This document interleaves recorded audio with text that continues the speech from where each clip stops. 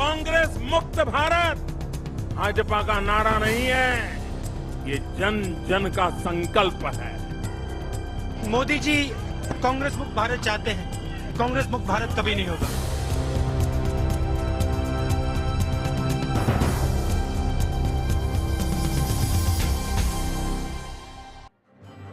कांग्रेस मुक्त पूरा राजस्थान हो गया और वो 2 भी बीजेपी के होंगे। 10 राज्यसभा सदस्य राजस्थान से हैं, प्रतिनिधित्व करते हैं। 10 के 10 बीजेपी के होंगे। राज्यसभा में संपूर्ण रूप से कांग्रेस मुक्त राजस्थान हो जाएगा राज्यसभा में, और लोकसभा में पहले से है। और विधानसभा की जो पोजीशन है वो आपको पता है, 160 है हम लोग इस समय।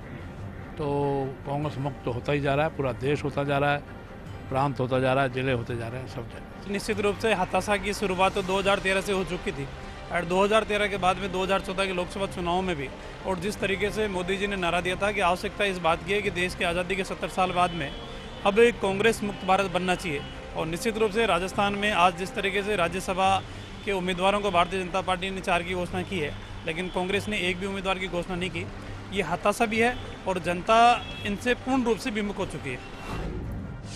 जैसा कि रामलाल शर्मा जो कि एमएलए हैं बोल रहे हैं कि बीजेपी को उम्मीद थी लेकिन कांग्रेस ने उनको सरप्राइज कर दिया। ऐसा ना करके दिनेश जी सीकर से हैं। नमस्कार दिनेश जी। नमस्कार पारिक साहब। बताएं सर। पारिक साहब 2-3 बातें कहूंगा।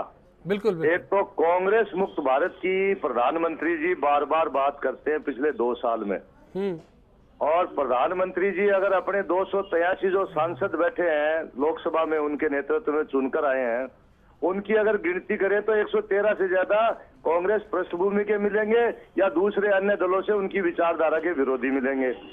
दूसरी बात, कांग्रेस इतनी बड़ी पार्टी है, उसमें अगर कमजोरी आई है तो उसके पीछे कारण कांग्रेस ने अपने संगठन पे ध्यान नहीं दिया।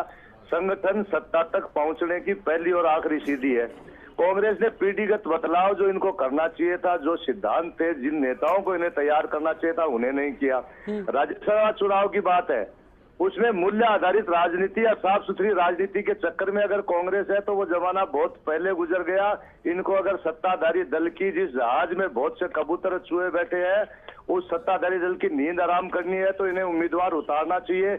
और कांग्रेस के लिए मैं 2 पंक्तियां कहूंगा। बिल्कुल बिल्कुल। न जाने किसकी दुआओं का असर है ये, जब डूबता हूं तो दरिया उछालता हूं मैं। कांग्रेस इतनी पुरानी पार्टी है, उसकी जड़ें गांव ढाणी तक घर घर में जुड़ी हुई है। दिनेश जी, आपका भरोसा है, आपका यकीन है, मैं उम्मीद करता हूं कि कांग्रेस में ऐसा हो, लेकिन फिलहाल क्यों नजर नहीं आता?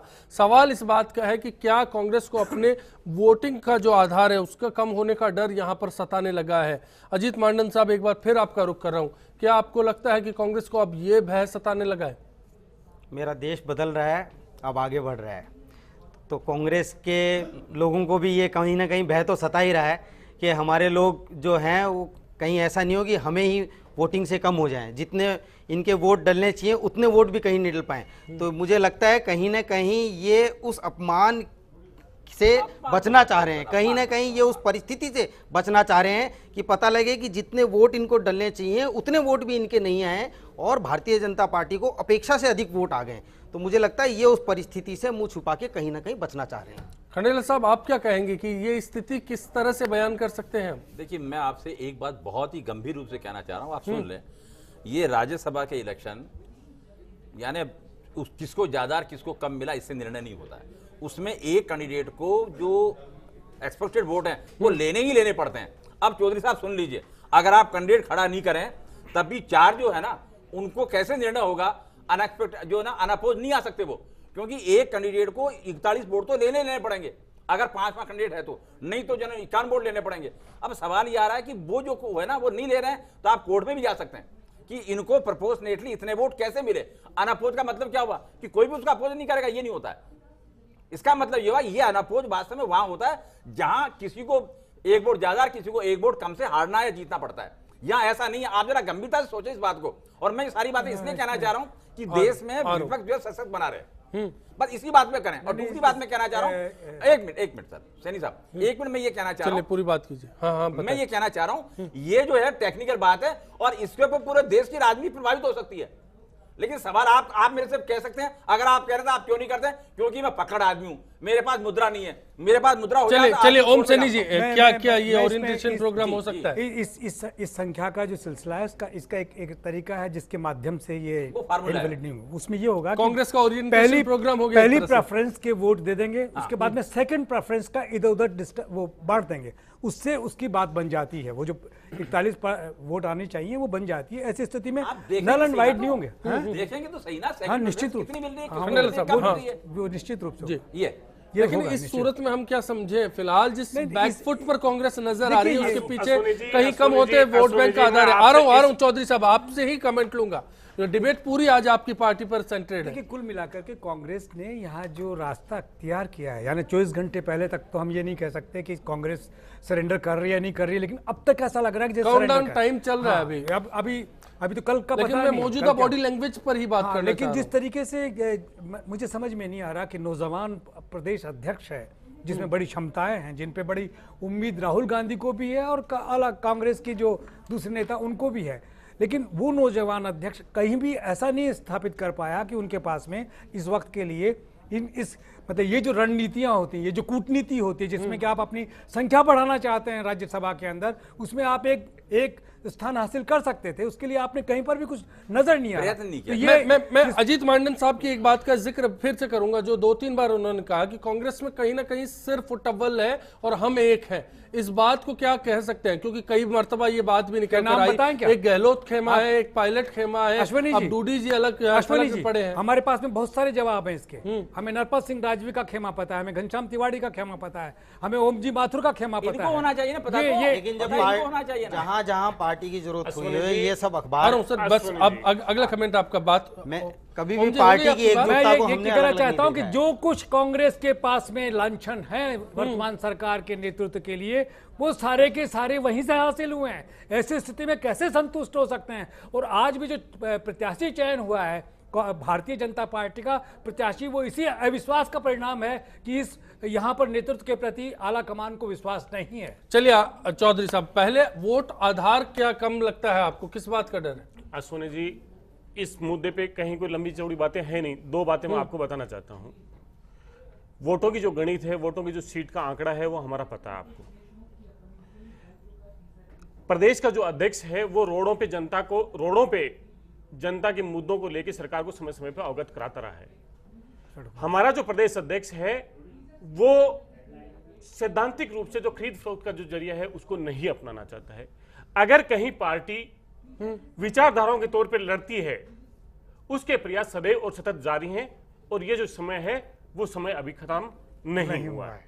इसलिए इस मुद्दे पे आप भी बार बार कहें कि आपने छोड़ दिया, आगे गए या नहीं गए, कांग्रेस अपने अकेले दम पे वहां पे सीट को नहीं लड़ सकती।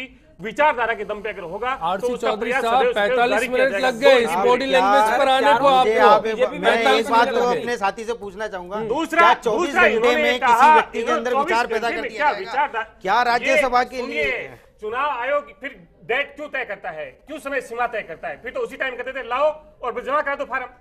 तुम्हारे में ये कैंडिडेट डिसाइड करने में क्यों टाइम लग गया? तुम्हें 4 कैंडिडेट डिसाइड करने में क्यों लग गया? क्यों कैंडिडेट बाहर से थोपे गए, क्यों कैंडिडेट लाए गए? दो चीजें, ये जो बातें हैं ये यहीं पे खत्म हो जाती है। कौन तय इसके करेगा, बाद ये में आपका दो चीजें विषय चलती नहीं है। हम बिल्कुल नहीं चाहते, हम बिल्कुल नहीं चाहते, लेकिन आपको इतनी देरी क्यों लगी? क्यों आप ये तो आपका विषय भी नहीं रहा है, क्यों ये नहीं तो ऊंचे से ऊंचे कमान का विषय रहा है जिसको आपको पता ही नहीं कहां से हो गया। ठीक है। हाँ, दूसरा जो ये मोदी साहब कह रहे हैं कि हम कांग्रेस मुक्त बना कांग्रेस मुक्त भारत बनाने की दिशा में जा रहे हैं। 2013 के अंदर प्रदेश की जनता ने जो जनादेश दिया, हमारी सरकार की जो नीतियां थी, वो हो सकता है हम जनता तक नहीं पहुंचा पाए हो सकता है जनता को मोदी के स्लोगन्स पे ज्यादा विश्वास हुआ हो हमारी नीतियों से ज्यादा, और उसे उनका विश्वास उस पे ज्यादा उन्होंने किया हो। हम हारे और ये हार हमने स्वीकार है। ये हार इतने सवालों का जवाब दिया, इतने सवालों का जवाब दिया, एक सवाल का जवाब और दे दीजिए। वो सिर्फ टव्वल वाली जो बात है, सिर्फ टव्वल की बात कहीं नहीं है, कहीं नहीं है। प्रदेश के हर मोर्चे पे, हर इवेंट पे प्रदेश के जो शीर्ष नेता हैं वो एक साथ रहे और बीजेपी को बैकफुट पे आने पे मजबूर किया। लोकसभा में हमारा आंकड़ा 44 का था, हमने भूमि अधिग्रहण बिल पे बीजेपी को बाध्य कर दिया, वो नहीं ला सकी। 5 बार उन्होंने लाने की कोशिश की, लेकिन हमारे कम आंकड़े ने भी उसको बाध्य कर दिया कि वो नहीं लेके आ सकती। मैं आपको बता ये दूं जो राज्यसभा जनता की में जो पास नहीं बात हुआ है, है, इनको जो अपडेट बात कर है, देता हूं। पास की बात राज्यसभा के अंदर हमारा बहुमत नहीं है, इस कारण चलिए से खैर वो पास नहीं हो पाया है। उस पर नहीं है लोकसभा डिबेट। ये- सवाल फिर ये है आप राजस्थान में कोई कांग्रेस की की बात करें, क्या कोई स्थिति की है। बात करें आप। मेरा पूरा सवाल है राजस्थान में कांग्रेस की क्या स्थिति है।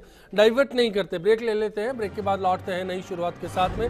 साथ ही आज के सवाल पर जनता क्या सोचती है। विधानसभा में भी इसका वो नहीं आया, विपक्ष में बैठने लायक भी फॉर्म पूर्ति नहीं हुई। अब चूंकि विधानसभा में नहीं है तो राज्यसभा में भी इसकी वो कहाँ से आ पाएंगे, कैसे चुने जाएंगे। तो स्पष्ट दिख रहा है कि जनाधार तो है ही नहीं। ये आपस में गुटबाजी चल रही है और उस गुटबाजी का रीजन से एक ही निकल के आ रहा है कि जनाधार इनका अधिकांश खत्म होने की तरफ अग्रसर है। कांग्रेस मुक्त भारत भाजपा का नारा नहीं है, ये जन जन का संकल्प है। मोदी जी कांग्रेस मुक्त भारत चाहते हैं, कांग्रेस मुक्त भारत कभी नहीं होगा।